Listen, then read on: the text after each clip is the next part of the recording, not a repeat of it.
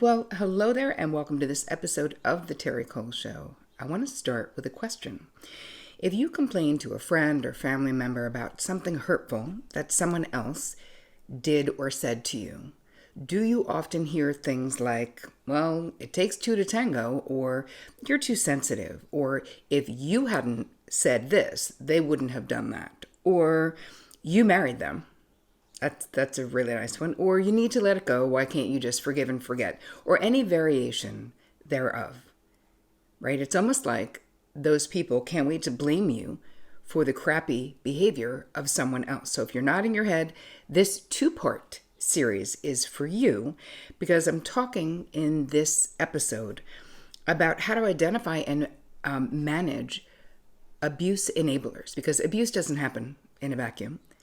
Abuse happens in a system, and there are other players in the system.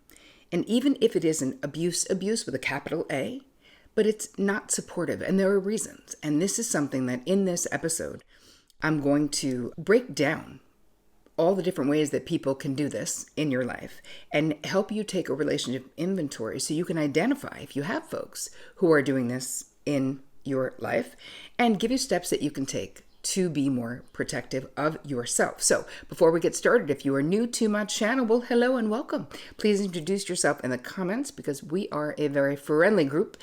Please don't forget to subscribe and hit the bell so that you get notified when I roll out new content every Tuesday and Thursday, because I wouldn't want you to miss a thing. And if you are new here, my name is Terri Cole. I'm a licensed psychotherapist, a relationship expert, and the author of Boundary Boss, which you can get at boundarybossbook.com. And as always, I'm so grateful for all of your comments and your participation. So I love to highlight every single episode someone's comment. So Nikki Nightmare, under the episode called Top Reasons to Get a Therapist Now, says, "Thanks, Terri. I really needed this video for the extra push as I've been contemplating therapy for myself. My mom is undiagnosed, but she falls in line with bipolar disorder after I read the book Stop Walking on Eggshells. I could use a lot of communication skills as well as learning how to manage my emotions. I try to shut down my emotions to keep the peace, but they always bubble up eventually, usually every couple of months. Journaling at night has helped, but talk therapy might just be the next step. I believe it is.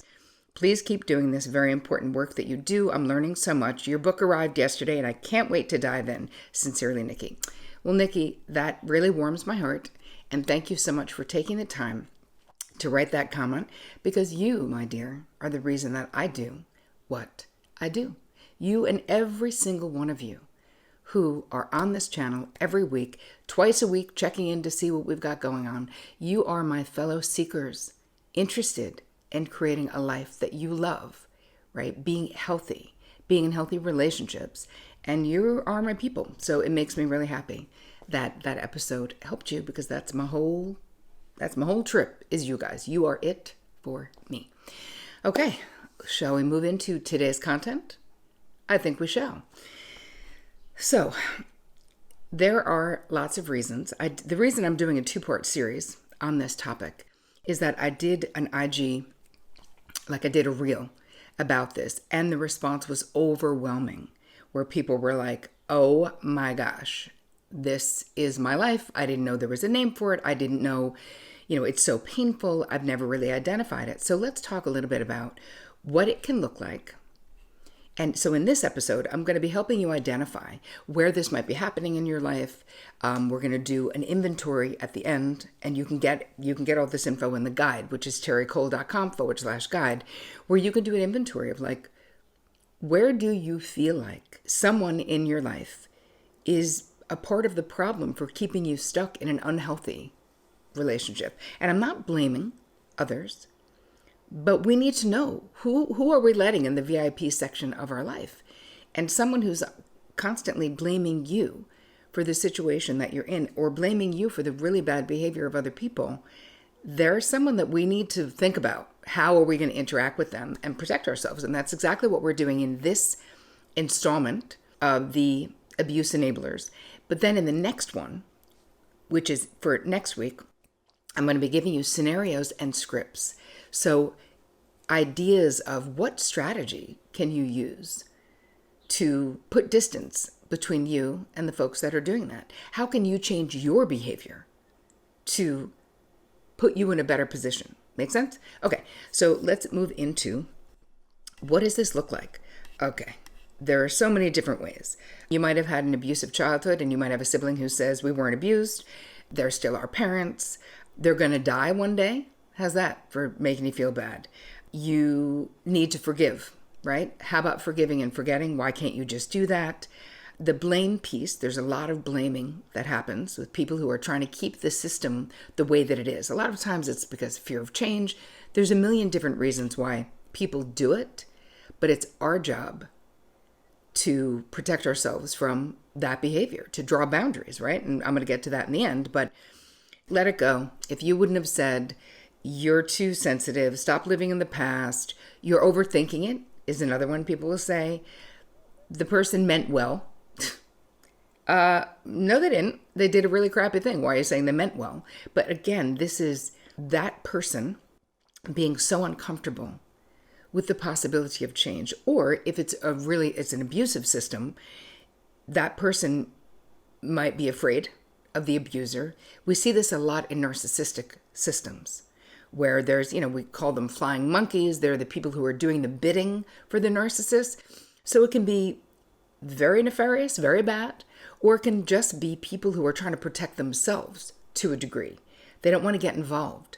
We can think about the classic narcissistic family system where you have the narcissist and then you have the main enabler, which is usually the other. If it's a two grown-up system, that person is the main enabler, and they may be the worst deniers of your experience because they're so afraid. So we see this a lot in narcissistic family systems where you have the narcissist that everyone organizes around, and then you have the main enabler. And that's the one who a lot of times is blaming the children and saying, well, if you hadn't upset your father or your mother, she wouldn't have done that. Again, that is like the classic of the enabling the abuse, is blaming a kid for an adult's bad behavior. It's your fault if you hadn't done that. And then we see this in straight up violent relationships as well. If you hadn't acted that way, you wouldn't have made me hit you. You wouldn't have made me say those horrible things to you or whatever. So it's something to be really well aware of. And hopefully you're already starting to think, where is this happening in my life? Other things that people will say, they didn't mean it that way. It was just a joke. A real manipulation tactic for abusive parents, older parents, when you have someone who is enabling the abuse, is they say they're going to be dead soon. So they're your only parents. You still have to deal with their stuff, right? There's also making excuses for the other person, like they had a terrible childhood. You're like, okay, lots of people had terrible childhoods. That doesn't make it okay. But this is sort of a justification. Minimizing your experience, saying it's not that bad. You're being dramatic, which is really horrible. And it's actually straight up gaslighting if you're thinking about what it is. Stop complaining, right? Just let it go. This one is really painful, where an enabler of the difficult person, you'll be talking about something that happened for you. And they'll say, I never had any problems with them. You're like, well, good for you, but we're not talking about you. But again, that's flipping the script. And another thing that is said is, you took it the wrong way. And think about how presumptuous that is. How the hell do you know what that person meant? But to say, they didn't mean it the way that you took it. You're like, wow, you're focusing on all the wrong things, right? All the wrong things. But if this is familiar to you, a lot of times it's in family systems, but you can have friends who do the same thing, who take the other person's side for no good reason. They have no reason to do that. But again, it's almost like they don't want the system to change for whatever reason, especially within family systems, for sure. But moving into, all right, for this phase of what we're doing, because the next episode, I'm going to be talking more about specific scenarios and scripts and strategies of how you can be more self-protective, but also how can you respond in that moment, right? Because we're not going to be cutting everyone out of our lives. Like, that doesn't really work as an overall. I mean, if it's too toxic, of course you can go no contact. That's not the problem. But it's that a lot of times we just need emotional boundaries with people. And that's going to be something that we talk about. But let's just talk about, for now, what can you do? In the guide, I'm providing for you an enabler inventory. I'm giving you a couple of questions that you can answer to be able to identify who might be doing this in your life. Who do you feel blamed by? Who do you want comfort from? Because that's why we're going to someone, right? We're seeking comfort. But instead of comfort, we leave feeling ashamed and bad. And from that, the enabler inventory, we're going to create what I call an energetic hit list. You'll have all the details in the guide of how to do it. But it's basically energetically separating yourself from people. It's helpful. Don't worry. It'll make sense once you see it. But there's something that I want you to think about is, listen, we're 50% of every relationship that we're in, even when people behave terribly. So what is your 50% of dealing with people like this? And one major thing I've seen in my therapy practice over the past 25 years is, for some reason, we just want to convince people that we're not wrong. We want to convince them, rather than looking at their behavior as unsupportive and creating more pain for you, because that's what it's doing. If you say, I had this huge brawl with my partner and they called me a terrible name, and they go, well, you probably did something to deserve it. That is right there, emotionally abusive. That is so friggin' mean to do, but it happens all the time. And now, instead of getting the comfort you want, you now are going to fight with this person, or say, I can't believe you would say that. That's so mean. Or if it's a sibling where you have this kind of a relationship, they may say, listen, I know you, and I know the way how provocative you can be. I think it's you. So we don't want to get into it with these enablers, right? We want to draw boundaries. So, but bring into your awareness from this episode, where do you try to convince these enablers that you're not wrong, right? That you didn't do something wrong? Think about it, because that is the behavior we're definitely going to be changing if you don't want to be in this painful, repeating reality, because it is so painful. Now, obviously setting boundaries, and in the next episode, right, I'm going to talk more specifically about boundary language. So I'll give you some scripts. But this is the key, right? What are boundaries? They protect us, but they also protect our relationships. They protect our dignity. They protect our feelings. They protect our most tender hearts. But they also protect our relationships. Because think about, when you're interacting with an enabler like that, that is their lowest instinct, right? Their lowest. And in a way, we're colluding with their lowest instinct when we get into a fight with them about it.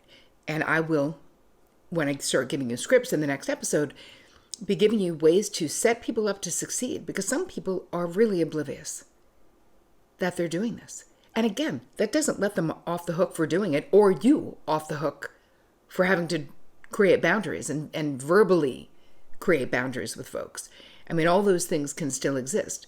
But I do have to say, some people are so in the system themselves and so unaware of their own part or of their own injuries, right? That they don't even know. Now, again, that's not an excuse for this crappy behavior, but it's your job, because it's your life, to draw boundaries with these folks. And don't worry, I'm going to help you do that. I will give you lots of stuff in the next one about the boundaries themselves, but I want you to think about how porous, right? Maybe malleable, like too loose, your boundaries might be. Because if we allow others to endlessly weigh in on our lives without our permission, endless criticism, endless, yeah, I think that's good, or no, I think that's bad, that is having disordered emotional boundaries. Because we don't want anyone and their mother just weighing in whenever they feel like it, right? Do you? Because it's really criticism. When you think about what is it, when people do that, they generally want to tell you what they did wrong. I remember having this conversation with a friend of mine who I love so much, and she was like, I kept trying to explain to her, like, I didn't want her approval or her disapproval. So we were doing something somewhere. We were both presenting, and I was telling her a situation, and she was like, "No, I agree with you. I think you're right. I think what you're doing is right." I was like, "Listen, I don't want you to weigh in either way. I'm asking you to hold space for me, to be the observer, like compassionately witness what I'm going through. I don't want or need your approval. I don't want or need your disapproval. I want your non-judgmental ear. I want your actual compassion and empathy. Like, it's not a I'm right or wrong. I'm going to figure it out. It's my life." But it was like a real turning point in that friendship. And I wouldn't consider her someone who is an abuse enabler person, right? But she is someone who is highly codependent. This was 15 years ago. She is way less codependent now. Anyway, I digress. Moving back to what I was saying. Obviously, another step is that you can go no contact if people are really toxic. But I want you to, before we make decisions about going no contact, dive into this. Dive into the guide, terricole.com/guide, and even wait until after the next episode is out next week. And if you're watching this after the fact, then, do this one and then the next one and see where you're at and how you feel. And maybe the most important part of this entire process is focusing on your own self-care, focusing on how you feel, focusing on your relational dynamics. But self-care, right? Self-protection and self-care are so important. I always say this, but it bears repeating, let's say, that how you regard yourself, how you treat yourself, sets the bar for every other relationship in your life. So if you hold yourself in high esteem, if you think you're amazing, if you actually have deep, true love for yourself, compassion for yourself, you will inevitably attract others who will treat you that same way. And if you treat yourself like crap, don't rest when you're tired, work yourself to death, put everyone else's needs above your own, you will inevitably find others who agree with that low self-assessment. And you're amazing. You deserve to be loved and cherished and understood and to feel satisfied and joyful in your life, says me. So I hope that this episode added value to your life. I hope that you realize you're not alone if you're struggling with this, that there are so many other people struggling with this same exact painful thing, hence why I'm doing a 2-episode series about it. But I would love to hear what your thoughts are. I hang out most on Instagram. It's just at Terri Cole. And all your comments. I read every comment. So if you're watching this on YouTube, drop a comment. Let me know. How did this strike you? Have you had this experience?